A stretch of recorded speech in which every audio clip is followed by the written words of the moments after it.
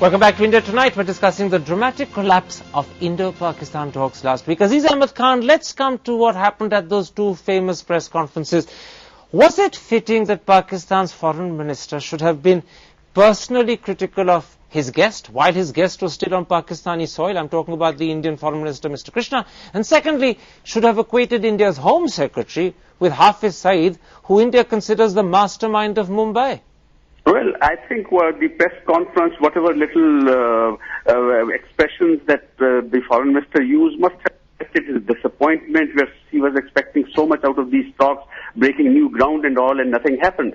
So to that extent, I suppose it was unfortunate that that certain expressions found their way. But as far as Mr. Pillai's remarks are concerned, I mean, Hafiz Saeed is an individual who can afford to make any kind of statements without any responsibility. The point is, Mr. Pillai is one of the very senior, experienced officers of the Indian government, and when he speaks, he's speaking on the Indian government's behalf, and his observations have to be taken seriously, and we have to take note of them very seriously. And whether it was part of a very long interview, the fact of the matter was that that particular remark was headlined all over the place, and it created its own impact, and created its own disappointment.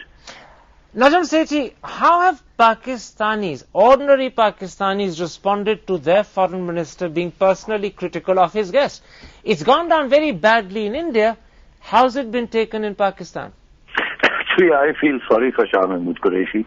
He had built up a great deal of optimism in terms of, he was toing and froing all over the place. The Indian secretary and the Indian Home Secretary and the ministers are coming and going. So we all thought that something was, that this was a good feel-good factor was coming into play, and that the talks about talks would begin.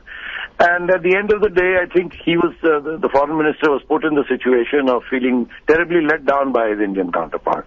And I think, the pressure on him must have mounted at that time. And I think his outburst, if you can call it that, was unfortunate. But I think it was perfectly understandable. Some of us were sitting here and holding our heads and saying, what the hell is going on? We were given to understand that something else was on the cards, and so if we were acutely frustrated and irritated, I can imagine he's the foreign minister, he was on the line. The interesting thing is that Indians feel aggrieved by the way Pakistan has treated our foreign minister, but the clear impression from Najam Sethi and Aziz Ahmed Khan is that Pakistanis feel let down. They feel that they were, to use that phrase again, led up the garden path, led to believe that in fact there would be talks on all subjects, only to discover that at the moment of truth, India intended something quite different. Do you think both sides have come away from this feeling that injury has been done to them by the other? Karan, I think the narrative, when it's finally written, will probably be more complex than what we're able to stab at today, right? But I think if you're a diplomat, if you're a foreign minister, you have to be able to take failure in your stride. You don't react in a certain way which then makes the situation that much worse. And I think Mr. Qureshi undoubtedly was guilty of wearing his disappointment not only on his sleeve but on his fist, as it were, right? And I think it's to Mr. Krishna's credit that no doubt he has come back disappointed, but I thought he handled himself very well. And the Indian side has, in a sense, decided to draw a line under this, not respond, not engage at this level. On the other hand, Rahman Malik's tweets, I think, are a very positive, feature. I mean, he has sort of assessed the whole thing positively, and that's the spirit in which we need to proceed. What about the point made by Aziz Ahmed Khan, that whereas Hafiz Saeed is an ordinary person who doesn't represent and speak for the government of Pakistan, G.K. Pillai is Home Secretary, and when he speaks, in effect, it is the voice of the government that's speaking. And therefore, there is a real sense in which, although you mustn't compare the two individuals, but there is a real sense in which the Pakistanis have a right to be offended by G.K. Pillai's comments, just as we are offended by Hafiz Saeed. But offended at what? G.K. Pillai is not promoting jihad against India. He is not calling for that. He stated something which he believes is a fact. And why should Pakistanis be upset at whatever he said? It's not the content so much as the timing. Because either they say this is wrong. Put their backs up and make them defensive. Look, when we are stressing so much on terrorism, when we are asking Pakistan to curb terrorism, to take action against the Mumbai fellows and place curbs on Hafiz Saeed, we are putting the responsibility on the Pakistan government.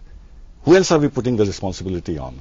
And therefore, we had absolutely within our right to point out to the fact, if we have good evidence, that the Pakistani state agencies have been involved in Mumbai. But let me make an additional point. I don't think there is that much commitment to a dialogue on the part of Mr. Qureshi or the Pakistanis. Remember when Prime Minister took the initiative first time, he said, look, we have not gone down on our knees to ask for a dialogue with India. It's India that has asked us. That could be just rhetoric. Then the foreign secretary, the foreign secretary in New Delhi said that we can wait for a dialogue. And now Mr. Qureshi says again what he's talking about is we can wait for a dialogue when India is ready. But he's absolutely, when India is ready to talk about the subjects that matter to us. We don't want to come and repeat a dialogue only on your terms. We're ready to wait until you're willing to talk about everything. We have said... In fact, I think the mistake we make is we assume that they are the ones desperate for dialogue. I think both sides need it, both sides can use it to proceed. Let me bring in Aziz Ahmed Khan. We in India believe that our foreign minister was particularly dignified in his low-key, toned-down response when he returned and held a press conference at Delhi airport. How is Mr. Krishna's performance perceived in Pakistan? How do you view him? Well, I think I would just refer you to the statement made by our Prime Minister after that, and he also said that we will continue with the dialogue, we want dialogue with India, and I think that is the positive signal that Pakistan has also given at the Prime Minister's level, that the talks should continue. And now tomorrow the two foreign ministers will be meeting in Kabul, will have an opportunity to be together in Kabul, and I'm sure that they will be able to discuss and overcome the misunderstandings that may have been caused by those press conferences and so on, and move forward. Najam, let me leave you the last word. You're often a voice of sanity for both sides. What would you now, as a senior journalist, advise the two foreign ministers? How do they get out of this impasse? I think they should revisit Agra and they should revisit Sharm el-Sheikh. And if they revisit it with an open mind, they'll realize what happened at Agra, why it went wrong, and how long it took them to get back on track, and the enormous progress that was made subsequently. Given the initiative first, the derailing by India in Agra, and then the great initiative by Mr. Vajpayee again by India. And then the initiatives that were taken at the Shanghai summit, which led to Sharm el-Sheikh, and then the disappointments after Sharm el-Sheikh. I think, India, Pakistan is up and down, but both sides have to get away from core issues. All right. Both sides have to move and talk about everything. And, the thing is, some things will move faster and other things will not move as fast. My own assessment is that, Kashmir is, whatever people may say, is no longer a core issue. Okay. And terrorism is a core issue, and it impacts on everything. But for India to keep saying this, just as Pakistan used to say, is not going to go anywhere. There's a lot of truth in what you say. Get away from core issues. Terrorism is the core issue, but don't keep saying it. Just as Pakistan was wrong to keep repeating earlier that Kashmir was the core issue, even though you thought it was.